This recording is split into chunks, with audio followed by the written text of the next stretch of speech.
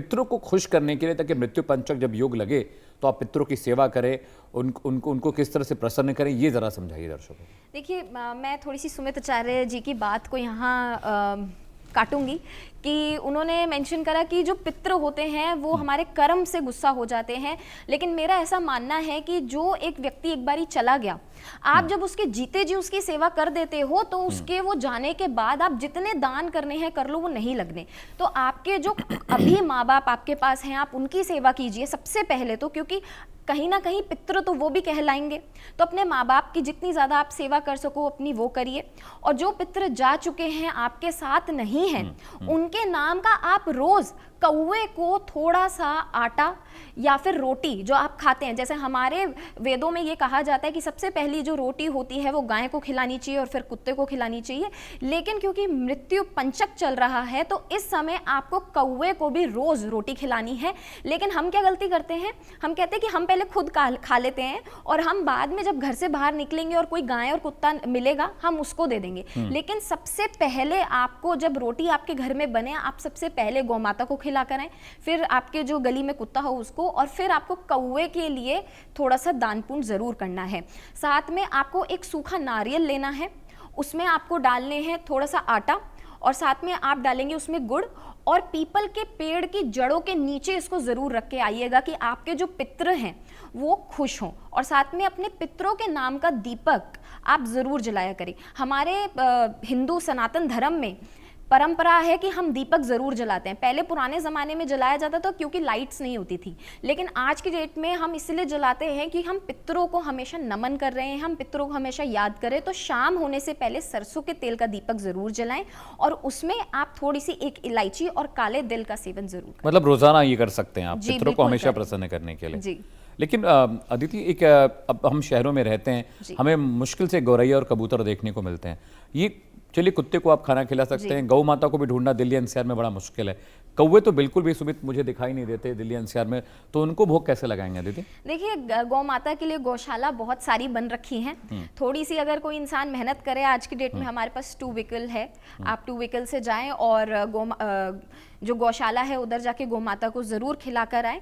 लेकिन आपकी छत तो होगी, आप अपनी छत पे कौवे के लिए रोटी जरूर रख दीजिए, छोड़ दें उसके नाम से, जी। उसके निमित्त छोड़ दें। जी, पानी भी जरूर दें। जितनी ज्यादा बेजुबानों की सेवा करेंगे वो डायरेक्टली जाके, मैं मानती हूँ कि हमारे पितरों को लगती है, उन पितरों को भी लगती है जो हमारे से शायद नाखुश हैं, तो वो भी खुश हो जाएंगे। अच्छा अदिति, जैसे आपने दिया जलाने की बात की, तो घर में दिया कहाँ जलाएं पितरों के लिए? पूजा पे ही जला दें, दरवाजे पे जला दें, कहाँ जला दें? नहीं, आपके जो घर की एंट्रेंस होती है वहां जला सकते हैं, और जो दक्षिण दिशा होती है वो हमारे पितरों को समर्पण होती है। तो या तो आप अपनी दक्षिण दिशा पे जलाएं। दक्षिण दिशा पे जला रहे हैं तो एक छोटा सा और एडिशन कर लीजिए कि आप जो दीपक जला रहे हैं वो नीम के तेल का दीपक जलाएं। इससे आपके घर में कोई नेगेटिविटी भी नहीं रहेगी और साथ में आपके पितृ भी प्रसन्न होंगे। सुमित, बहुत सारी रेमेडीज हैं, अलग अलग जो धर्म है, संप्रदाय हैं, पितरों को प्रसन्न करने के अलग अलग रेमेडीज़ और उन पर एक्टिविटीज़ पर वो बात करते हैं। लेकिन मृत्यु पंचक में जैसा कि आपने बताया कि ये बहुत सारे लोगों का फ़ायदा भी करा गया, बहुत सारे लोगों को कामयाबी भी मिलेगी, बहुत सारे लोगों के रुके हुए काम भी बन जाएंगे। तो मृत्यु पंचक एक नेगेटिव टूल है, लेकिन उसको पॉजिटिव तरीके से कैसे इस्तेमाल करके मैक्सिमम बेनिफिट कैसे निकालेगा कोई जातक? देखिए, गरुड़ पुराण में एक बात का वर्णन आता है। सर्वप्रथम तो मैं ये बताऊं कि चूंकि मैंने पितरों के लिए, पितरों के निमित्त कुछ क्रियाएं बताई हैं, लेकिन ध्यान रहे कि इसको करने की अधिकृत हर कोई नहीं होते। कई बार होता है कि घर के पुरुष कई सारी पूजा पद्धतियों में पीछे होते हैं, महिलाएं उसमें ज्यादा पूजा करती हैं, आगे होती हैं। लेकिन पितृ निमित्त जितनी भी क्रियाएं हैं, अगर वो महिलाएं करेंगी तो दिक्कत है। अगर पुरुष है घर में, जीवित है, मतलब कोई ना कोई वंश अगर जीवित है, तो उस हालत में अगर पुरुष ना करे वहां पर, तो पितृ ग्रहण नहीं करते हैं और घर में और भी ज्यादा पितृदोष उत्पन्न हो जाता है।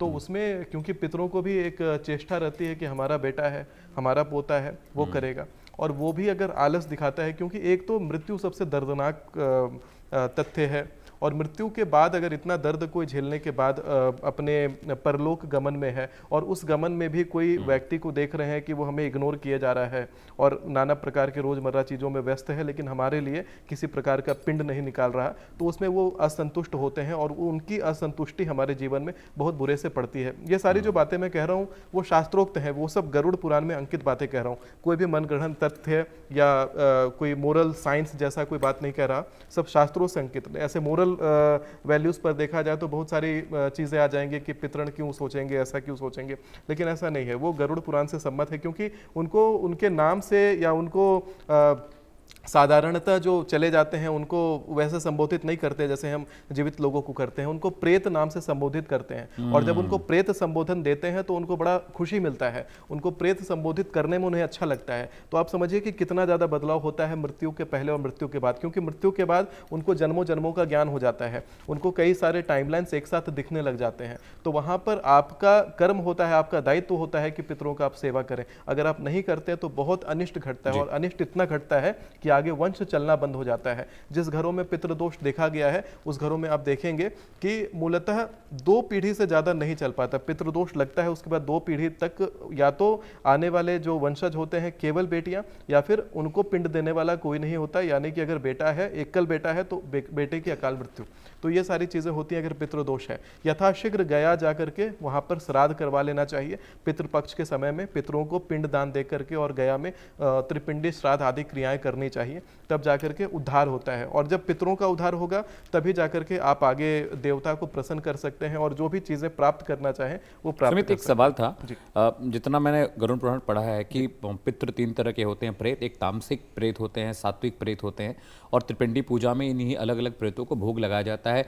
चावल के लड्डू, काले तिल के लड्डू और एक और गुड़ का लड्डू या किस का लड्डू चढ़ाते हैं जब वो त्रिपिंडी पूजा करते हैं। तो क्या त्रिपिंडी पूजा, जो बहुत सारे लोग मृत्यु पंचक में त्रिपिंडी पूजा की बात भी करते हैं, क्या त्रिपिंडी पूजा हर कोई कर सकता है, या जो जिसके पितृ, जिसके माता पिता ना हो, सिर्फ उसी को ये अधिकार होता है? हर कोई नहीं करेगा ये पूजा। जिसके माता पिता ना हो, जिस भी घर में पुरुष व्यक्ति के ऊपर की श्रृंखला का कोई ना बचा हो, उसके ना माता बचे होने चाहिए, ना पिता, ना सास, ना ससुर, वही व्यक्ति करेगा। और अपने ससुराल का भी पिंडदान करेगा और अपने लिए भी, अपने माता पिता का भी पिंडदान करेगा। और सभी पुराने पूर्वजों का, यानी नारायण को सबसे पहली पीढ़ी माना जाता है। उसके बाद जितनी पीढ़ियों का नाम आपको याद है उतनी पीढ़ियों का पिंड दिया जाता है।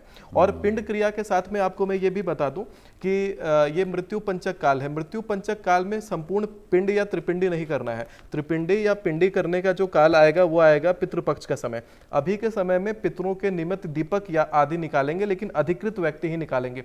महिलाएं प्रेत क्रिया नहीं करेंगी। प्रेत क्रिया करने से उनके ऊपर प्रेत हावी होने लग जाते हैं, क्योंकि प्रेत केवल आपके पूर्वज नहीं आकर्षित होते, अनन्य प्रेत भी चेष्टा रखते हैं कि आप उनके निमित्त दीपक निकालिए, आप उनके निमित्त पिंड दीजिए। और जब उनको पिंड नहीं पड़ता तो रात में डराना या फिर नाना प्रकार से आपके दिमाग को खराब करना, घर में क्लेश करवाना, ये सब कुछ प्रेत, जैसे आपने प्रेत श्रेणियों का पूछा तो मैं कुछ बता दूं। प्रेत श्रेणियों में मैं बताऊं आपको कि क्या क्या होते हैं।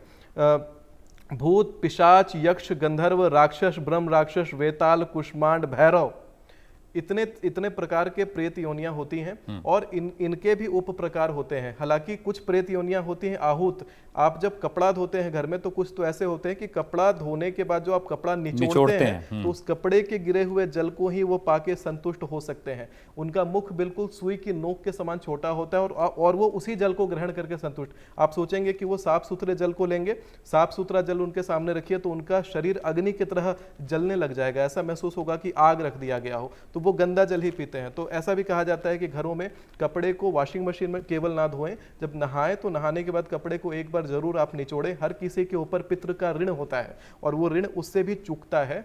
आप जो खाना खाते हैं, खाने का जो जूठा थाली से कुछ खाना नीचे गिर जाता है, कुछ पितृ उसको भी ग्रहण करते हैं। जो लोग उस गिरे हुए खाने को या हाथ से कुछ खाने का सामान गिर जाता है उसको खा लेते हैं, उनके ऊपर निर्धनता आने लग जाती है, क्योंकि वो भी प्रेत का भोजन होता है। जो घर में महिला रोते हुए भोजन बनाती है वो प्रेत का भोजन होता है। जिस घर के पश्चिम में भोजन बनता है वो घर में भी प्रेत का ही भोजन बन रहा होता है। प्रेत का ध्यान रहे, जब कभी प्रेत के लिए प्रसाद बनाते हैं, भोजन बनाते हैं, तो उसको अग्नि कोण वाले किचन में नहीं बनाते हैं, उसको पश्चिम की तरफ बनाते हैं, आंगन में बनाते हैं, छतों पे बनाते हैं, बाहर बनाते हैं, हाँ, नैऋत्य कोण में बनाते हैं। तो हर कुछ का एक सिद्धांत है, हर किसी का एक दिशा वर्णन होता है कि प्रेतों को कैसे पूजें और देवताओं को कैसे पूजें, कौन पूजे और कौन ना पूजे, इन चीजों का भी वर्णन मिलता है। ठीक है अदिति, बहुत सारी चीजें हम डिस्कस कर रहे हैं प्रेत पूजा पूजा पर और पितृ पूजा क्या है, द्रपिंडी पूजा क्या है, मृत्यु पंचक योग को लेकर बहुत सारी भ्रांतियां जो आप लोगों ने दूर की। लेकिन कभी कभी क्या होता है कि मृत्यु पंचक को लेकर भी, जैसे आपने भी कहा और सुमित भी कह रहे हैं कि बहुत बार लोग सोचते हैं कि हमारे दादा दादी हैं, हमारे चाचा चाची, नाना नानी हैं, वो तो हमारे अपने लोग हैं, हमें नुकसान नहीं पहुंचाएंगे। लेकिन कई बार देखा गया मृत्यु पंचक योग में जो पुराने पितृ दोष होते हैं वो ज़्यादा प्रबल हो जाते हैं, और जब जब ऐसा महीना आ रहा हो जब हम पितरों की पूजा करते हैं या जब भी पिंड श्राद्ध या दान करते हैं तो और पितृ नाराज हो जाते हैं, उसकी वजह क्या होती है? देखिए, हमारी सारी चीज़ें जो वर्क करती हैं वो हमारे इंटेंशंस के थ्रू करती हैं। अब आज की डेट में क्योंकि बहुत ज़्यादा फास्ट पेस चीज़ें हो रखी हैं तो लोग कहते हैं कि फटाफट से कर दो, और या फिर हम ब्राह्मण जी को पैसे दे देते हैं कि आप ही कर दीजिए। हमारे पास हमारे पितरों के लिए समय ही नहीं है। अगर हम उनकी विधि जो होती है प्रॉपर पितृदान की या फिर जो पिंडदान की विधि है, हम अगर वही नहीं करेंगे तो पितृ हमेशा नाराज होंगे ही होंगे। इसलिए मेरा ये मानना है कि अगर आप कोई भी ऐसी पूजा है जो आप नहीं कर सकते हैं तो उस चीज़ को ऑप्टी मत कीजिए। आप केवल जो भी लोगों के पास खाने की अवस्था नहीं है, जो लोगों के पास छत नहीं है, उन लोगों को आप पंखा दान कर दीजिए, और उन लोगों को आप रॉ मटेरियल्स जैसे कि आटा हो गया, दालें हो गई, जिनसे उनके घर में पकवान जाए, आप वो कर दीजिए। कोई ज़रूरत नहीं है आपको कि मृत्यु पंचक चल रहे हैं तो आपको हर समय पूजा करती रहने हैं या फिर आपको हर समय पितरों का ध्यान करना है। अगर आपके बस की नहीं है तो वो काम करिए ही मत, सीधी सी बात है। और अगर आप कर रहे हैं यदि, तो उस चीज़ को फिर प्रॉपर ईच स्टेप के साथ आप करेंगे। कि अगर कहीं लिखा है कि आपको ईस्ट डायरेक्शन में ही बैठना है तो फिर आप वहीं बैठ के अपने पितरों का ध्यान करेंगे।